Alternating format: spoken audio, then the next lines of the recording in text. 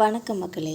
இன்றைக்கி நம்ம இந்த வீடியோவில் சனியோட வக்ர நிவர்த்தி ஆகிற இந்த 2026 தலைவிதியவே மாற்ற போகிற சனி பகவான் அவர்கள் கோடீஸ்வர யோகம் பெறுற அந்த 3 ராசிகள் பற்றி தான் இந்த வீடியோவில் பார்க்கலாம் வாங்க. 2026 சனி பகவான் அவர்கள் வக்ர நிவர்த்தி ஆக போகிற இந்த 138 நாட்களில் 3 ராசிகளுக்கு ராஜயோகம் அமைகிறதுக்கான வாய்ப்புகள் இருக்குது. ஜோதிடத்தை பொறுத்த வரைக்கும் சனி பகவானுக்கே ஒரு தனி சிறப்பு இருக்குதுன்னே சொல்லலாம். ஏன்னா அவரால் எந்த ஒரு பாகுபாடும் இல்லாமல் ஒருத்தரோட கர்ம வினைகளுக்கு ஏற்றவாறு பலன்களை கொடுக்கறதுக்கு முடியும். சனி பகவான் அவர்கள் இப்போ குரு பகவான் அவர்களோட மீன ராசியில் சஞ்சரிக்கிறாங்க.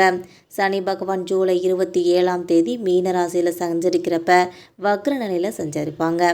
அப்படி 138 நாட்களுக்கு இந்த வக்ர நிலையில் இருப்பாங்க.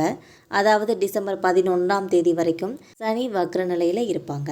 மன ராசியை பொறுத்த வரைக்கும் சனி வக்ர சஞ்சாரத்தினால எந்தெந்த ராசிகளுக்கு அதிர்ஷ்டம்னு பார்க்கலாம். முதலாவதாக கும்பராசி.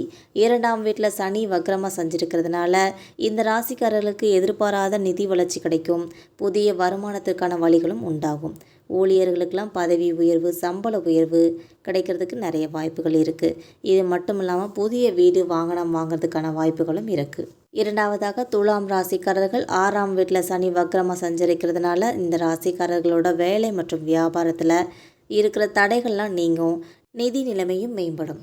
பணப்புழக்கம் அதிகரிக்கும். பல வழிகளிலிருந்து பணம் கிடைக்கிறதுக்கான வாய்ப்புகள் இருக்குது. நீங்கள் நிறைய செலவுகளை சந்திக்க நேரிடுறதுக்கான வாய்ப்புகளும் இருக்குது.